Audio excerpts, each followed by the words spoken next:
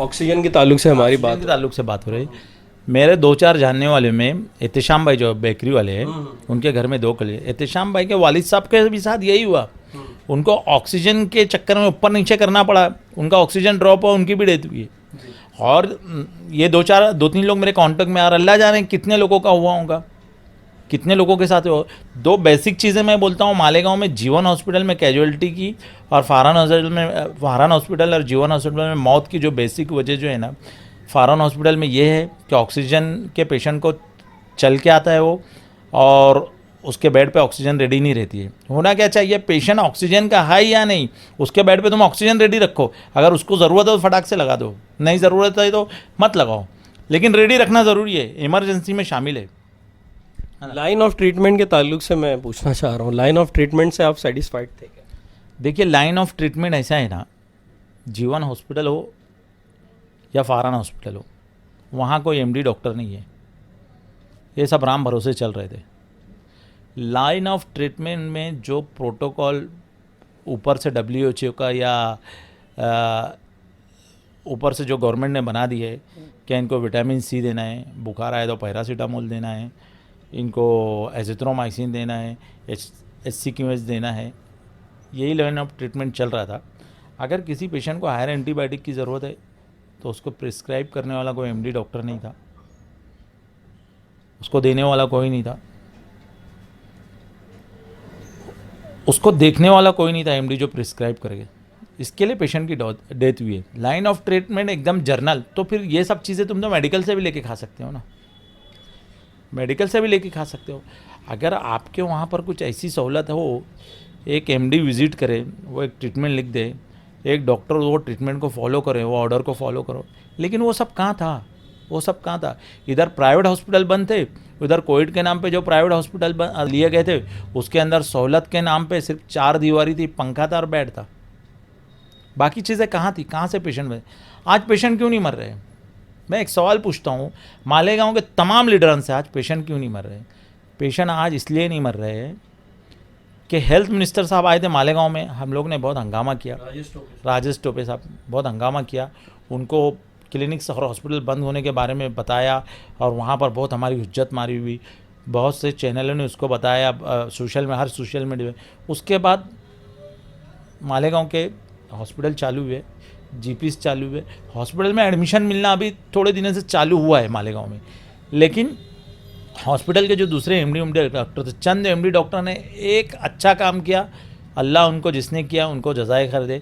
क्यों? उन्होंने कोविड के पेशेंट को ट्रीटमेंट लिख के दे दिया और बोला कि आपके मोहल्ले में जो डॉक्टर्स जो फिजिशियन है, फैमिली फिजिशियन जो डॉक्टर हैं, उनसे ट्रीटमेंट इंजेक्शन IV ले लो।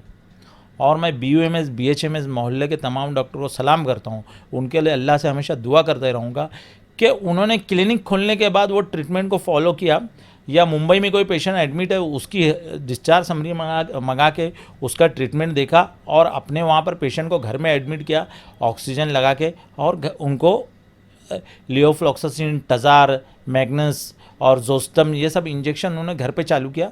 घर पे चालू करने की वजह से वो पेशेंट ठीक हुआ, उसके फैमिली वाले ठीक हुए, और इस तरह से कोरोना कम हुआ। कौन सा अभी कोई मिनिस्टर साहब आए थे और ये सब बोल रहे थे कि मालेगांव के मॉडल को हम पूरी दुनिया में, पूरे भारत के अंदर राइज करेंगे। तो क्या मॉडल है तुम्हारे पास? कोई मॉडल हो तो बताओ ना मुझे, कोई प्रोटोकॉल हो इसके सिस्टम में तो बताओ ना। तुम्हारे तो क्या नाम उसका, सिविल हॉस्पिटल जो स्टेट गवर्नमेंट या स्टेट गवर्नमेंट के अंडर में और कारपोरेशन के अंडर में जो हॉस्पिटल है, वहाँ तो वार्ड बॉय की कमी थी, वहाँ पर तो एक IV लाइन देने वाला डॉक्टर नहीं था। तो कौन सा तुमने मॉडल बनाया था और कौन सा पूरे भारत के अंदर तुम इसको इंट्रोड्यूस करेंगे, बताओ मुझे। ये तो जो GPs है मालेगांव के, जो जनरल प्रैक्टिशनर है, फैमिली फिजिशियन है, BUMS BHMS डॉक्टर्स, वो मुंबई का ट्रीटमेंट आ रहा है, यहाँ पर कोई डॉक्टर ने लिख कर दिया है कि ये ट्रीटमेंट दो, वो फॉलो कर रहे तो ये कोरोना गया, जो उसके केसेस कम हुए उस वजह से गया है। वरना क्या मॉडल बना के किए थे आपने, क्या प्रोटोकॉल बनाए थे उसको। एक घर पे अगर कोई पेशेंट निकल जाए कोरोना का, उसके घर पे सैनिटाइज करने के लिए हफ्ते भर तक कोई आता नहीं है, तो तुम उसके घर तक सैनिटाइज़र करने के लिए कोई आता नहीं है। ये रिपोर्ट 5-5 दिन में देती है। आज भी रिपोर्ट का ताल्लुक तो कारपोरेशन से नहीं है, ये किस लैब कहीं और रहता है, जहाँ मेडिकल कॉलेज है वहाँ लैब रहता है। रिपोर्ट 5-5 दिन में देती है, आज मैं कॉरपोरेशन में गया था, मेरे वालिद का 4 तारीख को रिपोर्ट किया था, मेरे को 9 दिन मिला। मेरे वालिद साहब का कोरोना पॉजिटिव था, अगर मुझे दूसरे दिन रिपोर्ट मिलती तो मैं कुछ और सोच सकता था, मेरे वालिद साहब को मुंबई ले जाता था, लेकिन मुझे 9 तारीख को रिपोर्ट मिला और 9 को डेथ हो गई।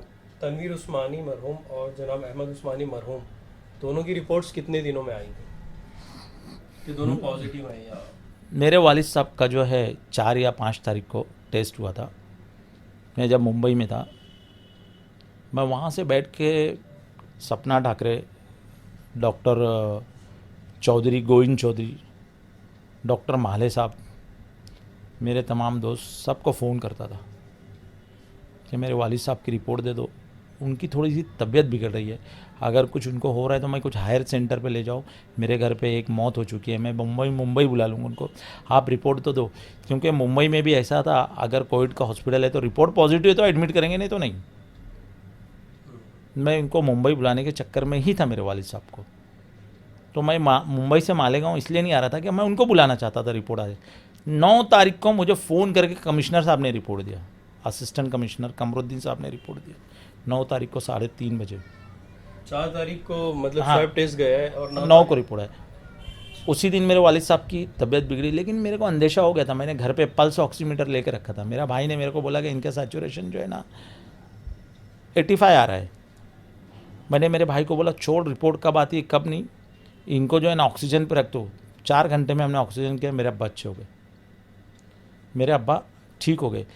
लेकिन कमरुद्दीन साहब रिपोर्ट आने के बाद पता चला कि पॉजिटिव, उससे पहले हमने ऑक्सीजन अरेंज कर लिया था घर पे। लेकिन कमरुद्दीन साहब मेरे को बहुत बोलेगा एडमिट कर दो, तो मैंने मेरे अब्बा को एडमिट किया। एक्चुअल में मेरे साथ प्रॉब्लम यह है ना, बहुत सितम ज़र्फ़ी है, मैं बोलूँगा आपको। मैंने मेरे घर के 2 लोगों को एडमिट किया और दोनों की डेथ हो गई। दोनों को मेडिकल मर्डर किया गया है, दोनों को ट्रीटमेंट नहीं दिया गया, इसलिए दोनों मर गए।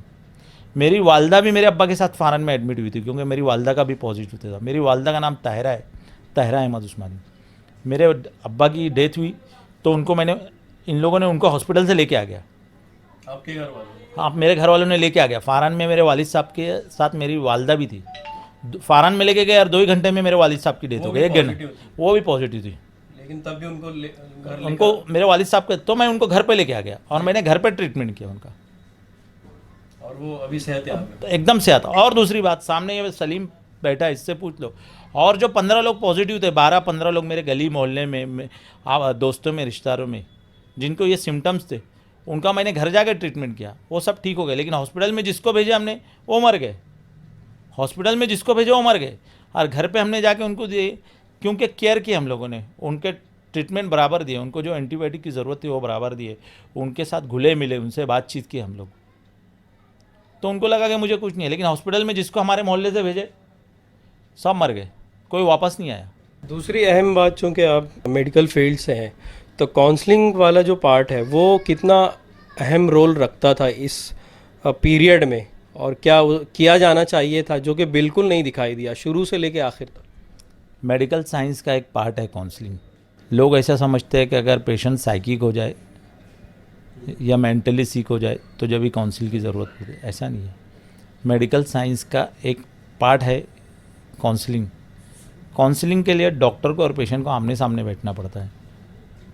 या पेशेंट को डॉक्टर चेक करने नहीं आ रहा तो काउंसलिंग क्या करेगा? पेशेंट को डॉक्टर चेक नहीं कर रहा है, 2 मीटर दूर से दवा फेंक के दे रहे हैं, तो उसको काउंसलिंग क्या कर रहा है? वो तो और उसको साइकोलॉजिकल जो है ना डिप्रेशन में डाल रहा है उसको, पेशेंट को, वो डॉक्टर, वहाँ का तबाही अमला। तो उस काउंसलिंग की ज़रूरत थी जो कि बिल्कुल नहीं हुई, और पेशेंट से जो जितना फासला रखना चाहिए था या जितना अच्छा रैपो बिल्डअप करना था वो चीज़ बिल्कुल नहीं हुई। इस चीज़ को आप मानते हैं? देखिए, काउंसलिंग का मसला ऐसा है कि पेशेंट से के दिल से एक खौफ या डर निकालना था, क्या तुम ठीक हो जाएंगे, ये कोई बड़ी बीमारी नहीं है, ये तो होते रहती है, आप ठीक हो जाएंगे। पेशेंट को समझाना था, पेशेंट का कॉन्फिडेंस वापस लाना था। लेकिन जो काम तबाही अमले ने किया है, तिब्बी अमले ने जो किया है मालेगांव के, चाहे फारान, चाहे जीवन हॉस्पिटल, चाहे सरकारी हॉस्पिटल, इन लोगों ने उल्टा उनके दिमाग में एक निगेटिव थिंग डाली है कि तुम बहुत बीमार है, क्योंकि उनसे बात नहीं करना, उनके पास जाना नहीं, उसको दवा फेंक के देना।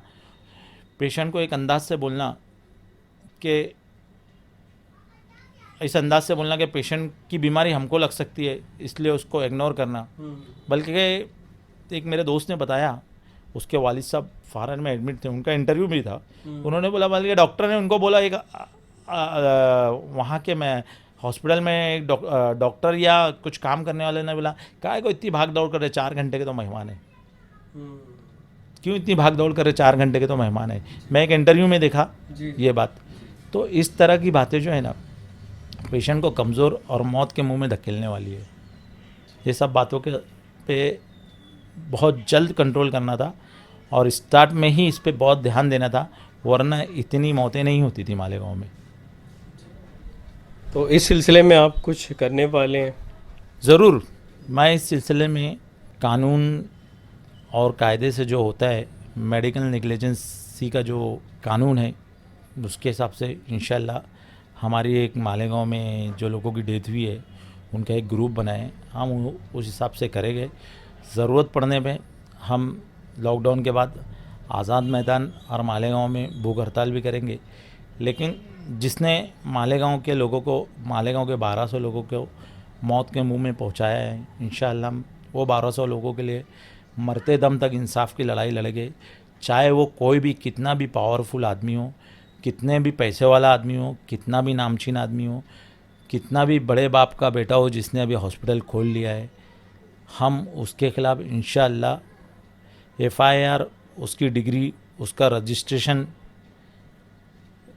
करवा के ख़त्म करवा के लेंगे। FIR और उसकी डिग्री और रजिस्ट्रेशन, FIR करवाएंगे, उसकी डिग्री और रजिस्ट्रेशन हॉस्पिटल का वो कैंसिल करवा के ही दम लेंगे, चाहे वो कितना भी हो। कुछ लोगों को ऐसा लगता है कि लोग मर गए, हमारा कोई कुछ नहीं कर सकता है, तो ये उनकी नादानी है। 100 लोग खामोश बैठ सकते, 1200 में से 1000 लोग खामोश बैठ सकते हैं, 1100 खामोश बैठ सकते हैं, 1150 खामोश बैठ सकते हैं, लेकिन उसमें से 50 लोग अल्हम्दुलिल्लाह इस तरह का मिजाज रखते हैं कि वो आखिरी दम तक ये जो मेडिकल नेग्लिजेंसी हुई मालेगांव में और 1200 लोग मरे उनके लिए लड़ते रहेंगे इंशाल्लाह। इस सिलसिले में आप कानूनी लड़ाई लड़ेंगे? हम लोग कानूनी लड़ाई लड़ेंगे। हम किसी डॉक्टर से कभी कोई धमकाने का काम, उनसे बात करने का काम, उनको फ़ोन करने का काम, ये सब कभी नहीं करेंगे।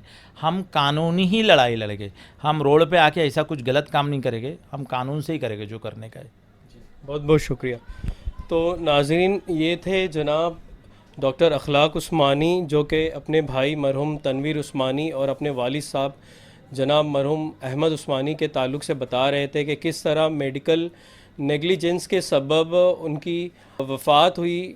और उसमें कई सारी बातें उन्होंने बताई, जैसे कि मरीज़ को चलना नहीं होता है जब उसका सैचुरेशन लेवल बहुत कम होता है, और जब वो ऑक्सीजन पर होता है या उसे ऑक्सीजन की ज़रूरत होती है, तो उस वक्त उसको स्ट्रेचर देना और इसी तरह व्हील चेयर देना लाजमी होता है। लेकिन ये सारी सहूलियात उस वक्त मरीज़ों को मैसर नहीं हुई, और इसी के चलते जब वो हॉस्पिटल में गए और बर वक्त उन्हें ऑक्सीजन भी नहीं मिली तो वो जाबाहक हुए और उनका इंतकाल हो गया। और इसी तरह लाइन ऑफ ट्रीटमेंट से भी कई लोग मुतमईन नहीं हैं, और डॉक्टर अखलाक उस्मानी ने भी उस पर रोशनी डाली कि जो दवाएं दी जा रही थी वो काफ़ी नहीं थी, और भी बहुत कुछ किया जा सकता था, जैसे उनकी हिस्ट्री देखकर और ऑलरेडी क्या बीमारी है उनको, उसको भी देखना ज़रूरी था उस वक्त। तो कई सारी चीज़ें इन्होंने उस पीरियड में जो हुई उस ताल्लुक़ से बताई।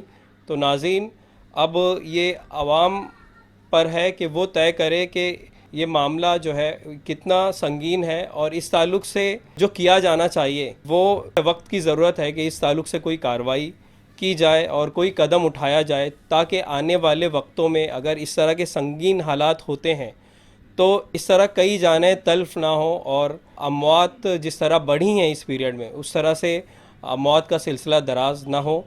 नाज़रीन, मैं हूँ आपका फ़रनूद रूमी और आप देख रहे हैं फ़रनूद रूमी यूट्यूब चैनल। शुक्रिया।